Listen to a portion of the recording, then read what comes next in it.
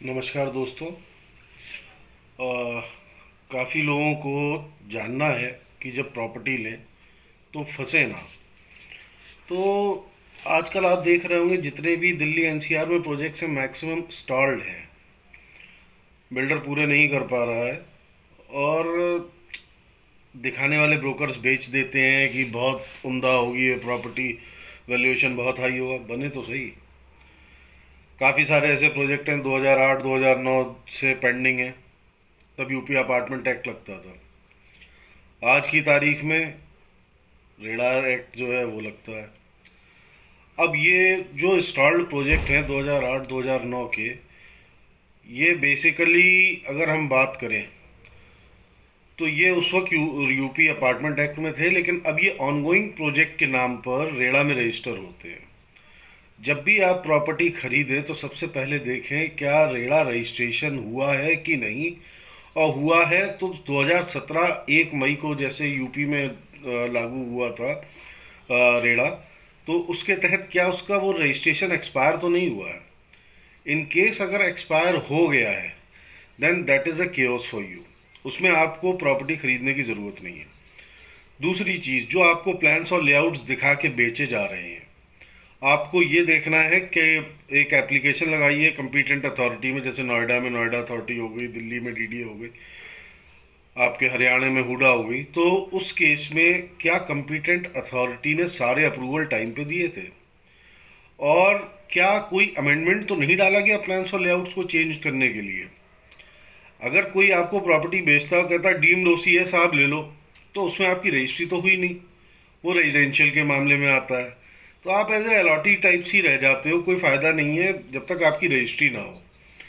ये चीज़ खूब देख परख लीजिएगा। ऐसी प्रॉपर्टी लेने की ज़रूरत नहीं है। रेडी टू मूव प्रॉपर्टी हो, जिसकी रजिस्ट्री हो वो लें। कमर्शियल में आदमी जाके फंस जाता है जब नहीं वो प्रोजेक्ट पूरा हो पाता है, स्टॉल हो जाता है। इन दैट केस तो वहाँ कहते हैं फिट आउट पोजीशन पे दे देते हैं।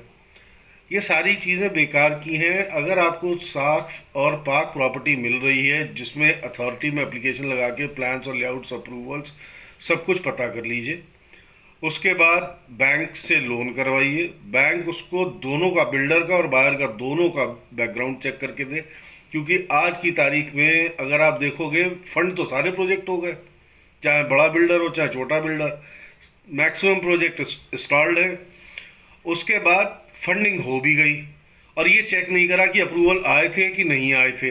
कई केसेस में ऐसे कर रहा हूँ, मैं किसी बिल्डर का नाम नहीं लेना चाहता। तो मेरी सिर्फ आपसे इतनी गुजारिश है कि रजिस्टर्ड प्रॉपर्टी लीजिए, रेडी टू मूव लीजिए। नए प्रोजेक्ट में फंसने का कोई फ़ायदा नहीं है।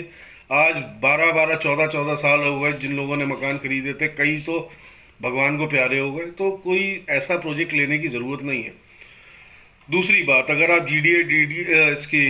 डीडीए की अनऑथराइज प्रॉपर्टी लेते हैं तो उसमें एक चीज़ याद रखिएगा, जिसकी जड़ से या नींव से जिसके पास फ्लोर है वही उसकी अपनी होती है। ऊपर वाला फर्स्ट फ्लोर सेकंड फ्लोर जो भी बना है वो प्लान्स और लेआउट भी चेक कर लीजिएगा, क्या वो जाके डीडीए में अनऑथराइज प्रॉपर्टी में वो मैप्स प्लान्स और लेआउट्स क्या वैसे ही अप्रूव्ड हैं। अदरवाइज जो सिंपल लॉ है वो ये है कि जिसकी ज़मीन से जुड़ी प्रॉपर्टी होगी वो उसी की होगी। अब बहुत से लोग जो हैं टॉप फ्लोर ले लेते हैं, आपको आपका ग्राउंड फ्लोर है, आपको छत का एक्सेस नहीं देते, जबकि वो सबका होता है।